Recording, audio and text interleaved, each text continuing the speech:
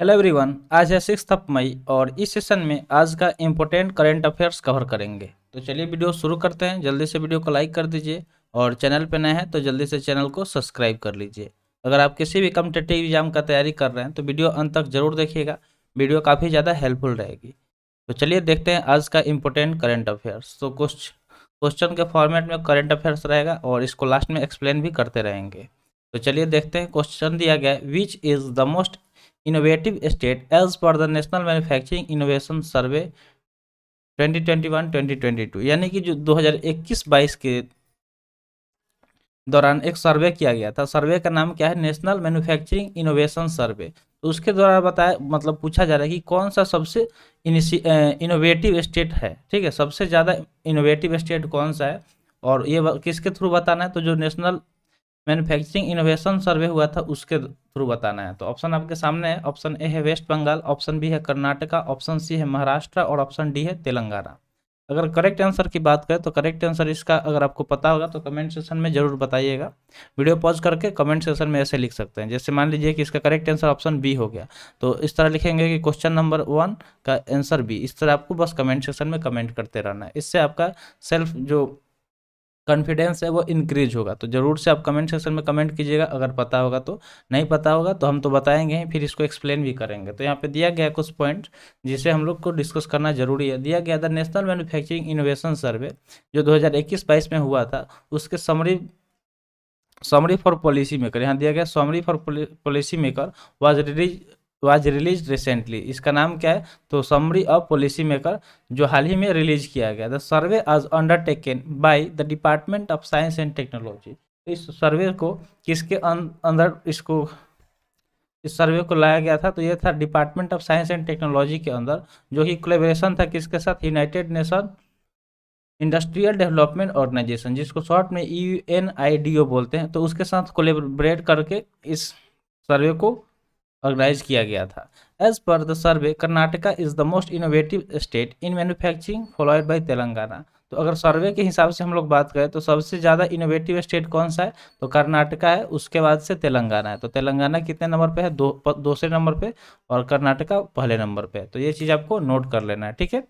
तो चलिए बढ़ते हैं नेक्स्ट क्वेश्चन की तरफ। अगला क्वेश्चन है, Voters Helpline app was introduced by the Election Commission for the seamless enrolment of the voters in which state. यानी कि देखिए एक एप्लीकेशन लॉन्च किया गया, ठीक है, इंट्रोड्यूस किया गया किसके द्वारा? इलेक्शन कमीशन के द्वारा, जो क्या करेगी? इनरोलमेंट करेगी जो भी वोटर्स हैं उनके उनको इनरोलमेंट करेगी, वो भी सिमलेस तरीके से। तो जिसका नाम क्या है? Voters Helpline app. इसको आप प्ले स्टोर से डाउनलोड कर सकते हैं। अगर आपके पास वोटर आईडी नहीं है और आप बनाना चाहते हैं तो वोटर्स हेल्पलाइन जो ऐप है इसको डाउनलोड करके यहाँ से आप अप्लाई कर सकते हैं। तो यही पूछा जा रहा है कि इसे कहाँ पे, किस स्टेट में इंट्रोड्यूस किया गया। तो ऑप्शन ए है असम, ऑप्शन बी है कर्नाटका, ऑप्शन सी है केरला और ऑप्शन डी है गोवा।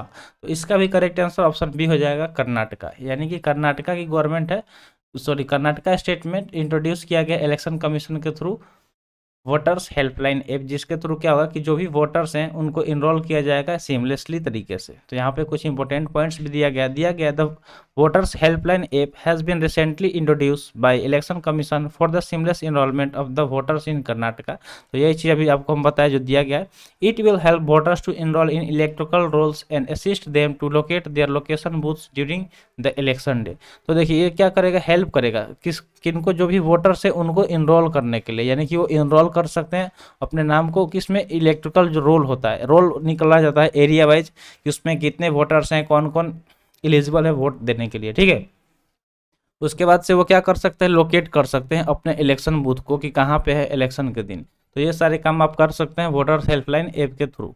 तो बढ़ते हैं नेक्स्ट क्वेश्चन की तरफ। अगला क्वेश्चन है, when is the world veterinary day 2023 observe. यानी कि जो वर्ल्ड वेटरिनरी डे है वो कब मनाया गया 2023 का? तो ऑप्शन आपके सामने है। ऑप्शन है ए है अप्रैल 27, ऑप्शन बी है अप्रैल 29, ऑप्शन सी है अप्रैल 30 और ऑप्शन डी है मई 1।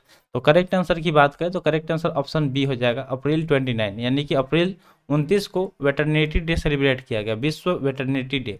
यहाँ पे कुछ इंपॉर्टेंट पॉइंट्स भी दिया गया है। पॉइंट्स है कि the world veterinary day 2023 is observe on April 29। यानी कि जो 2023 में मनाया गया वेटेरिनरी डे वो कब मनाया गया, तो 29 अप्रैल को मनाया गया। Recognize the most important role of the veterinaries, यानी कि इसमें ये बताया गया कि इनका रोल क्या है, ठीक है, मोस्ट इंपॉर्टेंट रोल बताया गया वेटेरिनरी, ठीक है, वेटेरिनरियन का। It is observe on the final Saturday of April every year, यानी कि देखिए कब मनाया जाता है, तो ये चीज़ आपको बस याद रखना है कि जो फाइनल यानी कि लास्ट सैटरडे है अप्रैल महीने का, उसी दिन मनाया जाता है प्रत्येक साल। तो इसका कोई डेट फिक्स नहीं है, यानी कि बस दिन फिक्स है कि हर शनिवार को, मतलब हर लास्ट शनिवार को सेलिब्रेट किया जाता है अप्रैल के।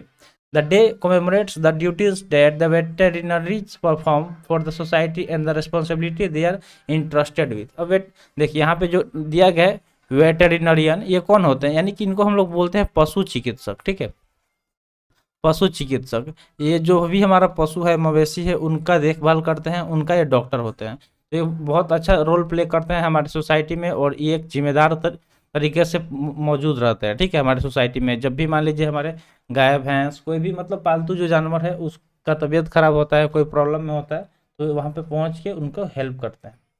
तो बढ़ते हैं आगे, देखते हैं नेक्स्ट क्वेश्चन दिया गया, what is the name of Indian Navy's third indigenous steel destroyer of project 15B class, यानी कि पूछा जा रहा है कि इंडियन नेवी का जो तीसरा इंडिजीनियस स्टील डिस्ट्रॉयर है जो प्रोजेक्ट है 15B क्लास का, उसका नाम क्या है। तो ऑप्शन ए है INS ध्रुव, ऑप्शन बी है INS इम्फाल, ऑप्शन सी है INS कटम्बुमन, और ऑप्शन डी है INS विक्रम।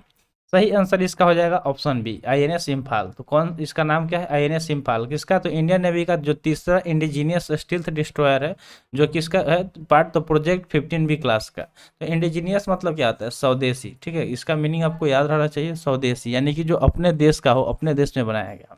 तो करेक्ट आंसर ऑप्शन बी हो जाएगा। पॉइंट्स दिया गया है, INS Imphal is the Indian Navy's third indigenous stealth destroyer of the Project 15B class. The vessel recently looked the maiden sea sortie, इसको अभी हाल ही में कहाँ पे दिखाया गया, तो माइडन सी के में सॉर्टी के दौरान इसे देखा गया। इसका नाम क्या है, INS इम्फाल है। Is the third ship of Visakhapatnam class stealth guided missile destroyer of the Indian Navy. तो ये तीसरा है, ठीक है, तीसरा स्टील्थ गाइडेड मिसाइल डिस्ट्रॉयर है इंडियन नेवी का। It is being constructed at Mazagon Dock Limited. तो ये भी आपको ध्यान में रखना है कि इसको कहाँ पे कंस्ट्रक्ट किया गया था, तो MDL यानी कि मजगांव डॉक लिमिटेड द्वारा इसे बनाया गया है, ठीक है। तो ये सारे इंपॉर्टेंट पॉइंट्स थे। नेक्स्ट यहाँ पे दिया गया है, majority of gum Arabic is source from Sahel region which run through which country. तो देखिए अगर हम बात करें गम का, तो जो गम है वो क्या है, एक अरेबिक सोर्स है, और वो कहाँ पे पाया जाता है, तो साहेल रीजन में पाया जाता है। तो पूछा जा रहा है कि ये किस देश में लाइज करता है, यानी किस देश के थ्रू ये रन करता है। तो ऑप्शन ए है इजराइल, ऑप्शन बी है सूडान, और ऑप्शन सी है साउथ अफ्रीका, और ऑप्शन डी है यूक्रेन। इसका करेक्ट आंसर ऑप्शन बी हो जाएगा सूडान, ठीक है, सूडान के थ्रू रन करता है। तो यहाँ पे दिया गया है, गम अरेबिक इज ए की ingredient of Fiji drinks candy and cosmetics, यानी कि ये क्या है, की इंग्रेडिएंट्स है, यानी कि इंग्रेडिएंट्स मतलब होता है कि जो मतलब जिस चीज़ से कोई चीज़ बनता है, जैसे जो फिजी ड्रिंक होता है हम लोग पीते हैं, एप्पल फिज आप लोग पिए होंगे, तो जो भी ड्रिंक्स होते हैं वो हो गया, कैंडी मतलब चॉकलेट्स हो गया, या फिर कॉस्मेटिक्स यानी कि जो भी सजावट वाली सामानें होती है। कॉस्मेटिक्स मतलब क्या होता है, जो मेकअप वाले सामान होते हैं, ठीक है, वो सारे इससे किससे बनते हैं, तो गम अरेबिक से बनते हैं। किससे, गम अरेबिक से बनते हैं। About 70% of the global supply of gum Arabic is source from the acacia tree in Sahel region. तो साहेल रीजन में एक ट्री पाया जाता है, ठीक है, जिसका नाम है एकेसिया ट्री, वहीं से 70% ये प्राप्त किया जाता है, ठीक है, सप्लाई होता है। विच रन थ्रू सूडान, जो कहाँ से रन करता है, सूडान से करता है। The conflict in Sudan has disrupted the supply of crucial ingredient in soft drink, chocolates bar, red wine and many other product. तो जो कॉन्फ्लिक्ट चल रहा है सूडान में, उसके वजह से क्या हुआ कि डिस्टर्ब हो गया, यानी कि डिस्टर्ब हो गया, तबाह हो गया इस जो क्रूशियल इंग्रेडिएंट है, ठीक है, यानी कि बहुत इंपॉर्टेंट इंग्रेडिएंट्स है। अगर हम बात करें सॉफ्ट ड्रिंक्स का, चॉकलेट्स बार्स का, रेड वाइन का, तो इन सारी चीज़ों में इसका बहुत ज़्यादा यूज किया जाता है, यानी कि मोस्ट इंपॉर्टेंट रोल प्ले करते हैं इन सब चीज़ों में। कौन, तो गम अरेबिक, जो कहाँ से रन करता है, तो सूडान के थ्रू। एक रीजन है साहेल रीजन, वो सूडान में पड़ता है, और सूडान में क्या चल रहा है, कॉन्फ्लिक्ट चल रहा है, इस वजह से ये डिस्टर्ब हो गया, यानी कि डिस्टर्ब हो गया। तो आई होप आपको सारे पॉइंट क्लियर हो गए होंगे। तो आज के लिए इतना ही, आज का सेशन यहीं पर समाप्त हुआ। सेशन कैसा लगा कमेंट सेशन में ज़रूर बताइएगा। तो मिलते हैं फिर अगले वीडियो में। Thanks for watching. जय हिंद।